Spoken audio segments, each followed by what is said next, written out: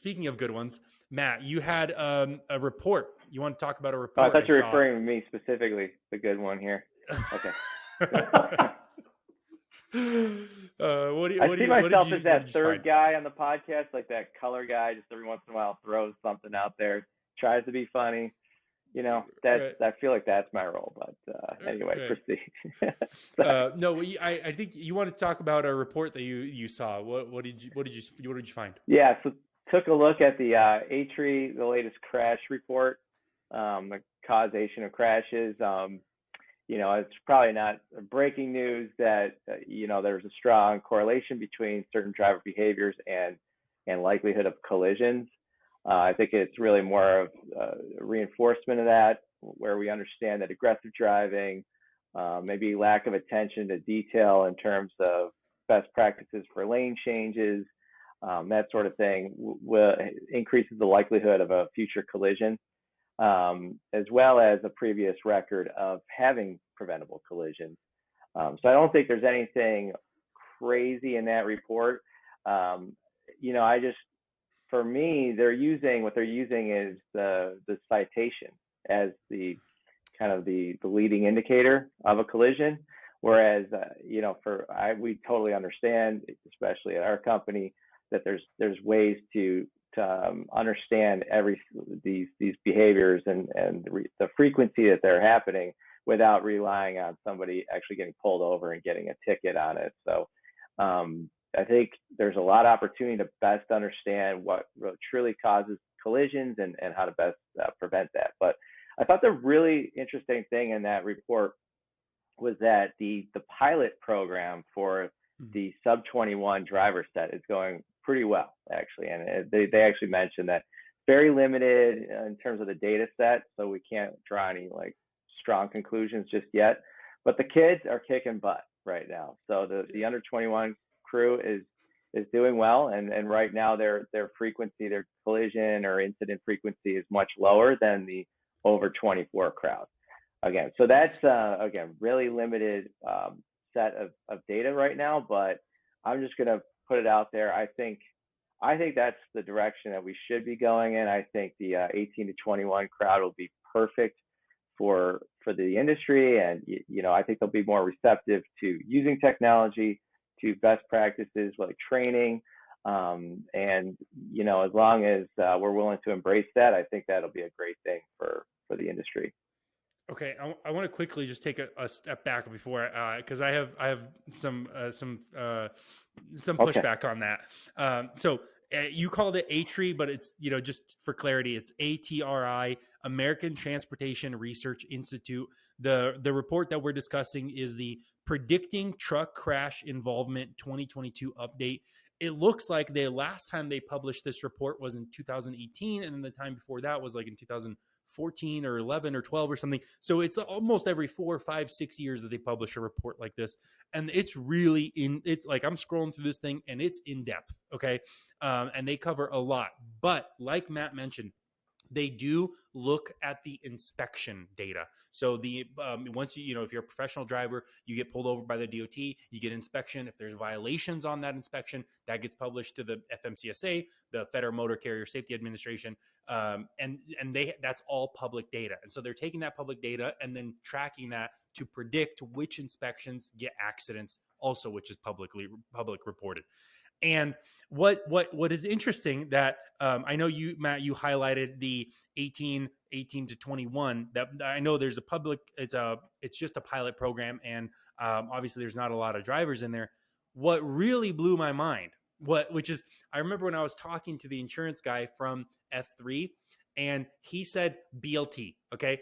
Brakes, lights, and tires. I mean, I thought it was bacon, lettuce, and tomato, but brakes, lights, and tires. And if you notice the violations, the top violations, okay, number 1, lighting.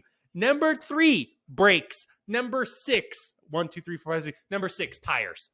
So it's like, my goodness, like sometimes there's these insights that you might just hear and just like not even pay attention, but they're just such good nuggets of like, yeah, if you take care of your brakes, lights, and tires, that will literally help you avoid a ton of violations, which is, I thought that was just ridiculous on this first graph. How do you do that, right? How do you do that? It's good pre and post trip inspections. Like, let's just get right to brass tacks. Let's get pre and post trip inspections. Look, I think that the whole young driver thing is really interesting, and I'm happy that we're in a pilot program on that. My opinion is, I don't like, with a little bit of training, I don't know how we're not letting 18-year-olds drive trucks. I like, what do Really? you gain between 18 and 21 that all of a sudden makes it okay for you to drive a truck? I think the one indicator, because the number one, just got to mention this, that I'm playing devil's advocate against my own point here, but the top indicator, a leading indicator of collisions, is aggressive driving. So I think, that might be the concern with the younger set, is that you'd be a little bit more aggressive. But I also think your faculties for reacting to things are top notch at that age, right? I think there's a lot of advantages you have. So if the aggressive nature maybe of youth perhaps could be restricted a bit or sublimated in some way, I think ultimately it would be a net gain for us to have that crew. Like we Right. said, it's so cliche at this point, but I mean, if you're fit to fight, you could drive a commercial vehicle. But hold on. They also, like, what about, like, I don't know, the Shout out to brain the is 88 as mics developed out there in the males. military. Just want to throw that out there. 88 mics. They're doing a fine job. That's the MOS for driving large vehicles in the Army. So okay, and so the military allows for 18 and over to drive large vehicles, right? That's correct. Yeah, that's correct. Okay, and to my understanding, like, you can drive semi trucks. If you're 18, 19, 20, you just can't do interstate. That's the thing. And so what they're trying to open up is like, well, you should be allowed to do you can't do interstate. And so now they're trying to allow interstate if you're over 18 but under 21. Yeah, and so that's what the pilot program is. But I thought, to my understanding about my limited capacity about the brain isn't fully developed, right? And so maybe their decision making, their risk assessment, to my understanding, is the problem, that they may not understand the risk, and so more than likely they might drive or they might do something that an older person might not do because they're a little bit like risk averse, to my understanding, right? That's the issue with under 21-year-olds. I think that checks out. Thinking back to my past, certainly checks out anecdotally. Right. Well, dude, yeah, if you're under 21, you're just like, yeah, sure, I'll jump off this mountain into the water that's 50 feet below me. It's like, yeah, let's go cliff diving. That sounds like a great pastime. And now I'm 30 and I'm like, my God, never in my entire life would I want to do that. Right. And so it's and that's strange, why at the point where you have the most life to live still, you are more likely to take the risks, right? But right. If you're 80 years old, why not go for that cliff jump? I don't know if I should be pursuing this angle here, these thoughts, but right. But to cover the crash predictor analysis, okay, that's table 6, page 15, crash predictor analysis. The number one, okay, in future crash likelihood increase of 141%. Okay, this is based on violation data and accident data. A failure to yield right-of-way violation increases your likelihood to crash by 141%, which that's crazy. Then a failure to use improper signal, a past crash. If you've crashed before, you're 113% likely to get into another accident. Which, I mean, and then of course, like Matt mentioned, a reckless driving violation. Now, to me, that's the one that actually flies in the face of what I was thinking. I've always thought that a crash is like one of the more expensive ways to learn better driving techniques, and apparently, statistically speaking, that's not the case. People tend to, there's a recidivism rate for collisions, if I could throw a $10 word out there. Right. But to really why wait? Right. Because the key thing here is this is what TruckSpy does. This is what we do. We have one of the best cameras on the market. And it's like, well, why wait until your driver gets a violation when with the camera technology that's available now, analyzed by Yeah. AI now, like you could put a piece of hardware in your truck to analyze your driver behavior and reduce those negative driving behaviors by a ton. So this like report really confirms the need for the technology that we're offering customers, that customers are using Right. and they're benefiting from now. This is probably why we see our customers like reduce the amount of accidents they have, reduce the amount of negative behaviors, because there's technology out there that can help you. Don't wait until the driver gets a violation. You can actually avoid that thing entirely. The maintenance piece, preventing collisions, is interesting because my tendency is to focus on driver behaviors, just considering my background. But man, if you can prevent collisions before that truck even rolls out of the yard, right? I mean, that's just low hanging fruit. I mean, so that's an interesting piece of the report. You think too. it's low hanging fruit, but I think it's harder. I think it's harder than you think, because I've been there, owned a fleet, managed a fleet.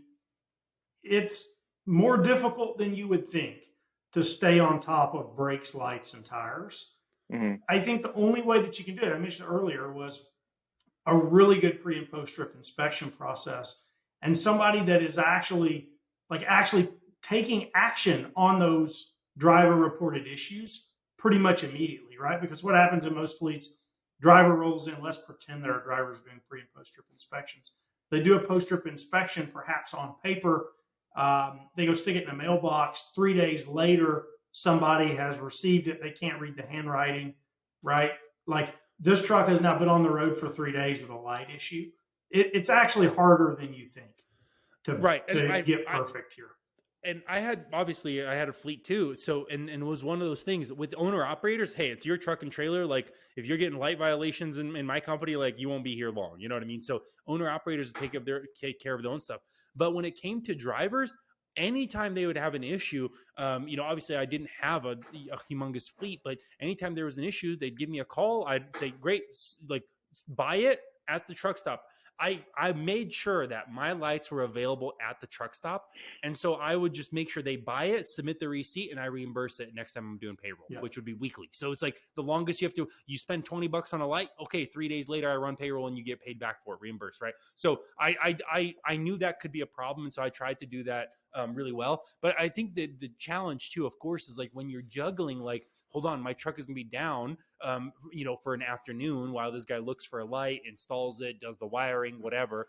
That means I'm going to be late for my delivery. That means I won't factor or invoice the load in time, and that's going to make me less profitable. So then, sometimes obviously that happens where it's like, oh, it's the middle of the day. Okay, just drive, deliver this load, and then we'll fix it at night when lights are required, And that's yet another hurdle of balancing this, like, this safety aspect and pre-trip and post-trips with profitability, because everything affects your profitability. Every minor delay affects your profitability. And that's the challenges for fleets. Yeah, it's brutal. So especially right now too, with freight rates being as cheap as they are, with the rejection index being as low as ever, that just means like carriers are not rejecting any loads. They're taking every single load they can possibly get. So it's going to be a challenging, or we're starting 2023 with a challenging environment, right? By all accounts.